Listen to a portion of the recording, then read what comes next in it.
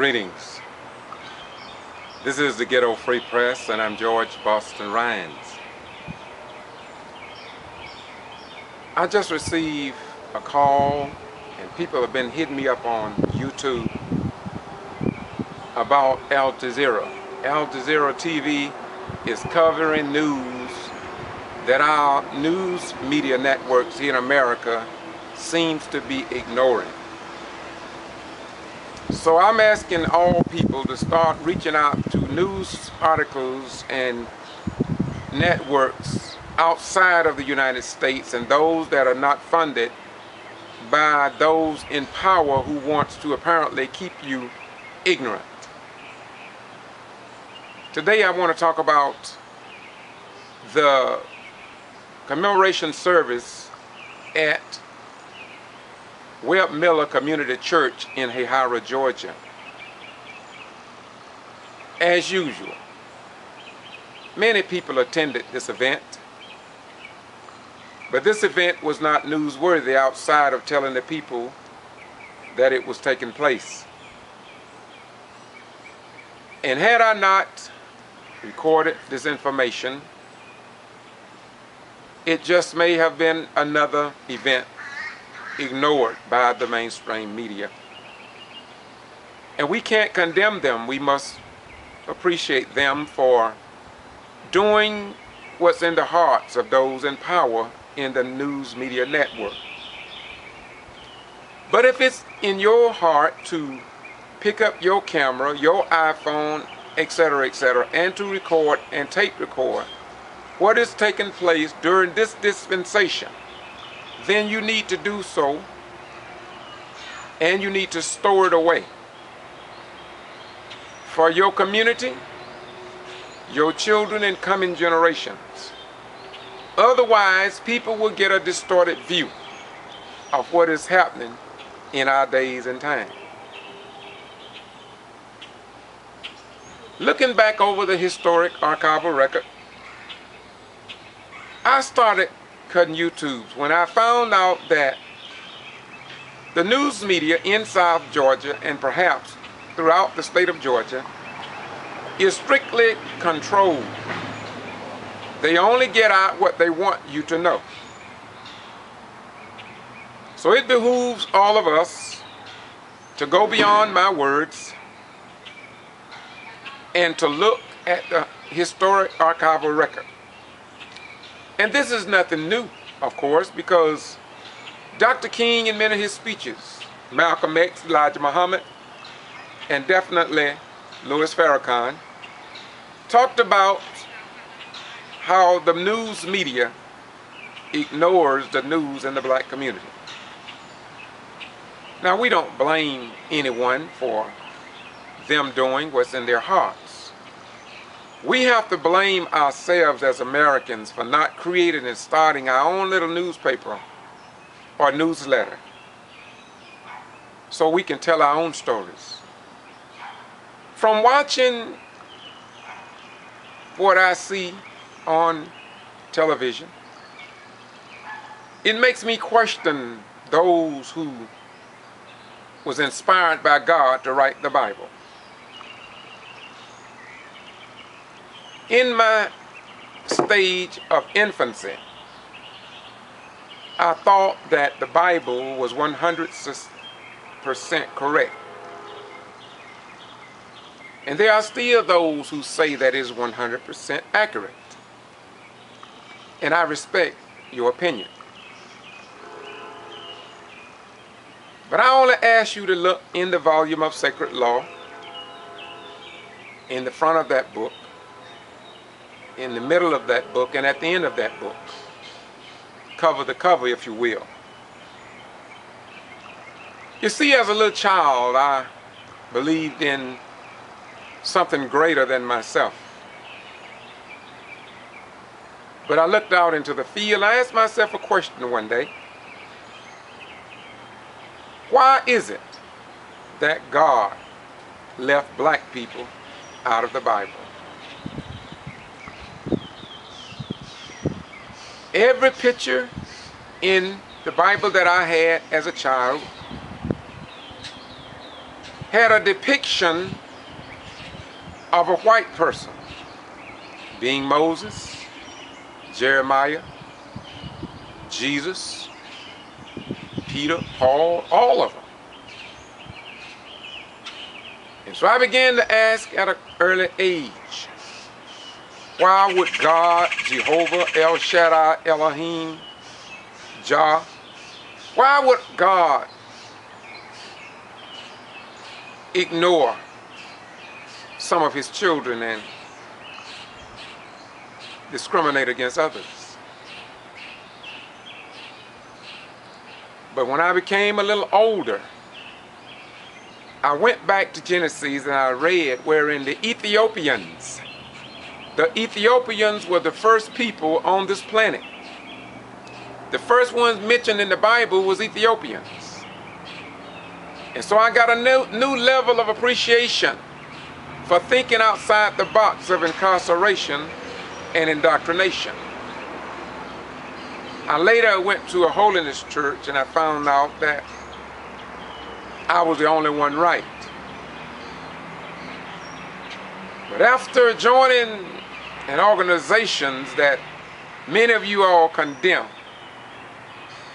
I looked out into the field again and I saw all religions coming together, sitting down in a lodge of the Masons, without arguing, without fighting and condemning and criticizing and sentencing others to hell that didn't believe like them. And so it fertilized my brains to look beyond what I had been taught by those who love Jesus. And I think I got a broader picture. So in 1974, I went to Okinawa, Japan. And I found out that they had a different religion from anything that I had heard coming from South Georgia. Once again, my mind was broadened to a higher level. And when the Spirit of God is within any temple, within the real church, not a material building, but when the Spirit of God is within a real church that wants to know the truth, you will get the truth, but your search will never be over. And so they respected me. I had Japanese friends, although I could barely speak the language. They discerned something about me until they took me into some of their temples, and they took me into even the places of their dead. I went with them to put food on canoes and vegetables, and they just sent it out to the sea, the ocean really. They say they was feeding the spirits of their ancestors. I thought that was strange. I thought it didn't make no sense. It was totally satanic as far as I was concerned. But I kept watching the actions of the people. And the actions of those Japanese people was just like the spirit of my grandmother who believed in Christendom. And so my belief system was shattered, and I looked out into the field to broaden my mind. And then I heard of the Black Panther parties up in Atlanta. That was even before I went into the armed forces. I listened to them, and they had a powerful message. I started reading their literature. Then I read a little bit about Elijah Muhammad and Malcolm X and Louis Farrakhan, and Nation of Islam, and W.D. Side of the House, and where they got their teaching from was a white European by the name of Master Farad Muhammad. So I read all of this. I started going to the mosque. Sat down with them, and they respected me because when truth lives within your heart, people will accept you from even other religions as long as you got the love of God and you want to know and think outside the box of indoctrination and incarceration. So they accepted me, and I would go through some of the rituals that they had through their ceremony. I had pretty near got it all pat down. But before I could really get into all of it, I guess I looked over to Judaism. I was in Omaha, Nebraska, stationed at Offutt Air Force Base, and I met some Jews, and I started going to the synagogue, and they told me about the Torah and why, or rather how they look at the New Testament, and I won't get into that here, and they just follow the Torah. And so later on, after they talked to me, I began to find a greater respect for their belief system. Oh, while I'm at it, let me hit. I love the way they eat, and they took me to several of their Passover services, and I watched how they sit adore a food at the plate for Elijah and different prophets to symbolically say if they travel this way and we all sitting here eating, then we could at least feed their spirits. And that touched me because they were thinking about somebody outside of themselves. Didn't stop there. My children got a little older, so I said, I want to take them and let them learn a little bit about Catholicism and the Catholic Church and what was going on with Miss Mary and all of that kind of stuff. And so we went in Klamath Falls, Oregon. We went to a few Catholic churches. And I have to admit, we didn't go that much to Catholic churches. We did others to try to learn, yet anchored in the base of my holiness that I was brought up in as a child, but I wanted to know. Then I will simply make it short and say I studied other religions, other belief systems, went back and learned about the pre-Adamites, a group of people that lived before Adam that many people cannot digest. So don't even go there if you can't digest it. Don't even worry about it. Don't even research it. Just go on and live in your comfortable world. And you won't get no criticism from me because I understand. Then I didn't stop there. I wanted to know about the Ku Klux Klan. I wanted to know about the white supremacist group, white Christian identity group. And so I started studying. It's all out there if you want it. And so that's what I did. And on Saturday, I was told that these videos that I cut and the work that I've been doing since 1975, they say it's all about me. They say that I want to be in the spotlight. And this individual told me that you can see it all throughout my videos. That I want recognition and I want praise and I want people to give me something for the work I do. It did not hurt me. It didn't even hurt my feelings, and I didn't even have to respond to him in a negative way because of the fact that you know who I am and you know what I have done. My record speaks for itself, and so I don't go down that road. I let those who have a personal agenda, a private agenda, whatever you want to call it, I let them do what they do, and I just wish they would let me do what they do, what I do. But if they want to do what they do and you want to use me in the process, it's okay, because I love them just that much. And you've heard people on my YouTube channel strike out at me in all kinds of ways, but you cannot show where I strike out at them in truth. You will hear me speak the truth, but even that, my grandmother, who only had a 3rd or 4th grade education, taught all of my siblings to be careful the words you choose, because you can talk without inflicting pain upon others. I've learned that.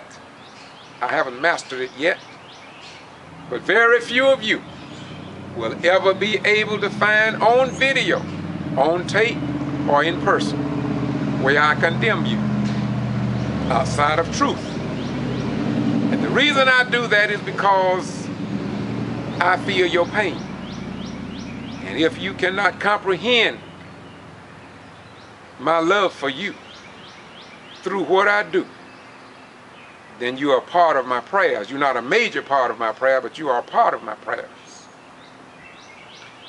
The reason you're not a major part of my prayers is because I'm kind of different from most people. I don't keep praying to God about the same thing all the time. I've learned how to drop it while it's hot and leave it there. And if he want to fix it, he'll fix it. And if not, then it's on him. I can't make him do it. After all, we got to learn how to put up with something in this world. I look at the New Testament today, and I see it different from the way I saw it yesterday. When I look at the basketball hoop, I see it different today than I did yesterday. When I look at the basketball itself, I look at it differently from the way I used to. Today I look at the basketball as 360 degrees of knowledge and wisdom, and bouncing it, throwing it to the hoop is only a small part of the basketball. I look at the lines on the basketball. It represents the ideas that men possess in their head, minds and souls, just running across the world. I look at the brown as the black and dark-skinned races of people. Everybody at this dispensation seems to bounce people of color around, make fools out of them, and many of them don't even realize that they're being made a fool of. It goes into our educational system. Our children go to school. Our children learn at an early age on TV. The children in cartoons. Very few blacks in the cartoons, and those blacks that you see have absolutely no black dialect.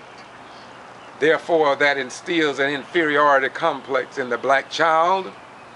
And the little white child who want right and whose right is in their hearts, they feel bad because they know that they have black friends, and they should say to directors, why don't you put some black people in these cartoons and some black dialect, because my little friends are black. They don't talk like that. They don't look like that. Give them hair like theirs that's kinky, like lamb wool that is mentioned in the Revelation that said Jesus had hair like a lamb. Why don't you do that on these?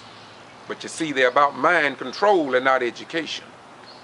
And so they use the basketball, if you want to dig deep enough, to bounce a distorted view of our world. And we have bounced the basketball and not knowing that we are bouncing ourselves, and somebody else is reaping from the work, the contribution we give to the sport.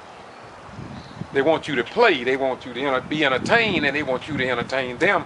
But when it comes down to educating you and tell you about the pre-Adamites and tell you that Africa was the keystone in the Bible, writing of the Bible, they won't tell you about the books from whence the Bible deep knowledge was taken from. They won't tell you about the Alexandrian library with over 300,000 volumes that had been collected on this planet to tell people the mysteries of the world and the unlocking of the sun, the moon, and the star. But they didn't want you to know that, so they took that information, that which they wanted, and that which they didn't want, they took and burned it up, and the rest of it they put beneath the Vatican.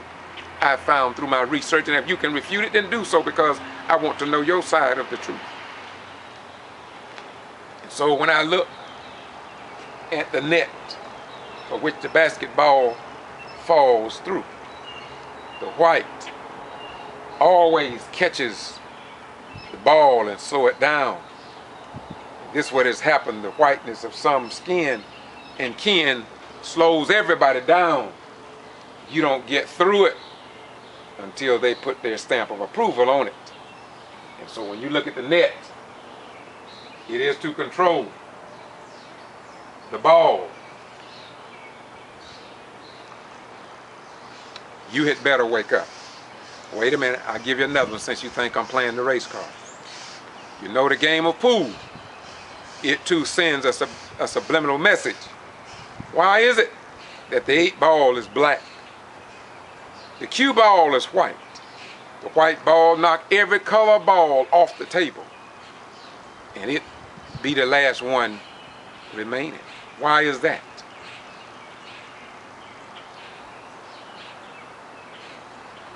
We had better think today. We had better get a true religion. We better find the real God. No God will allow you to go to a Mary Turner commemoration service and you look out at all these people, and that's not news to those who are supposed to report the news. You'd better wake up, y'all. You can condemn me. You can call me any name you want. You can bark in the darkness of the night. But if it's not right, it will not stand the test of time. As I started out, I will close. People are turning to Al Jazeera now, TV. Al Jazeera is a station that I recommend today because we know what is happening with our ordinary news stations. You don't have to be a rocket scientist. You don't have to be a mathematician to see that something is gravely wrong. The gains that the black man, woman, their children, and white right people and others thought they had mastered and conquered it so America could move on, we thought we had advanced to a higher level.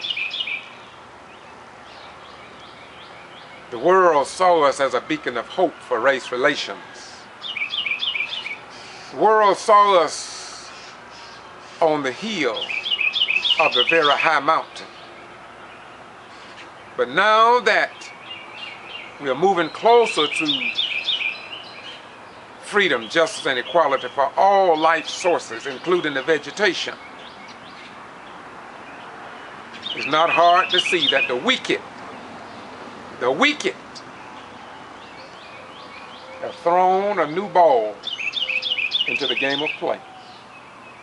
And some of us are too ignorant.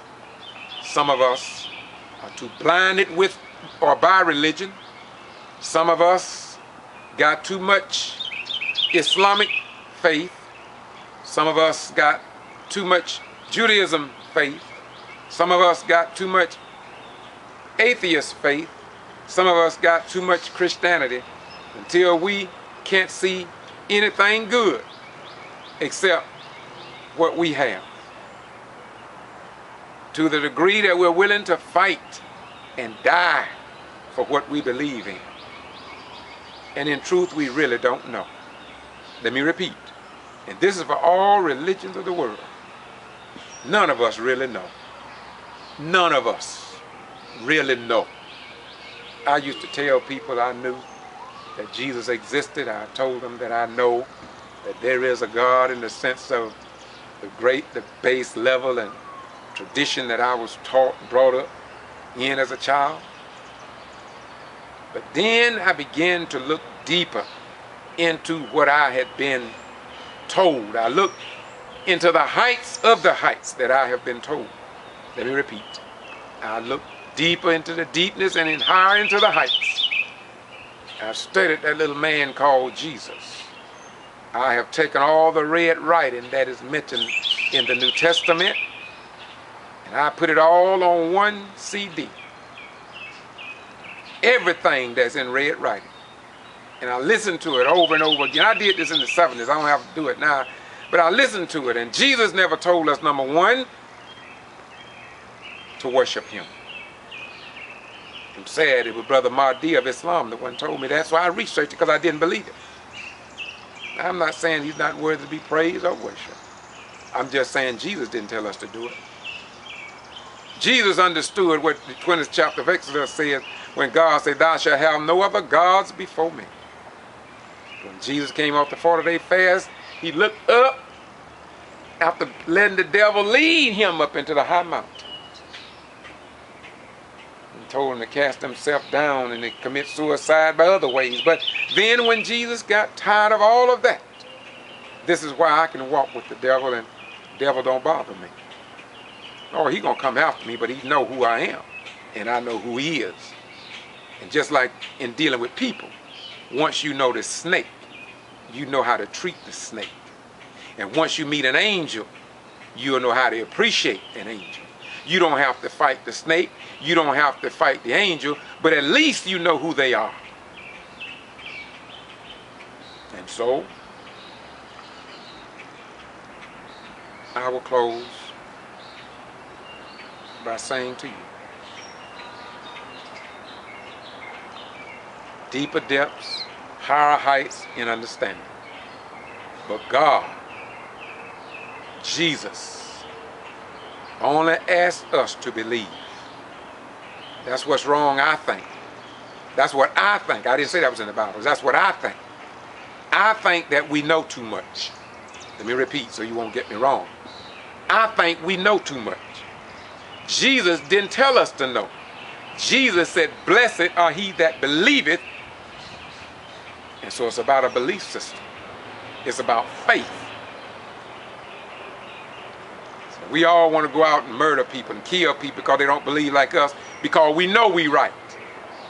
What about just studying? What about just praying and let the Holy Ghost or the Holy Spirit lead you and guide you into all truth, whatsoever the divine force, whatever it may look like, can teach you.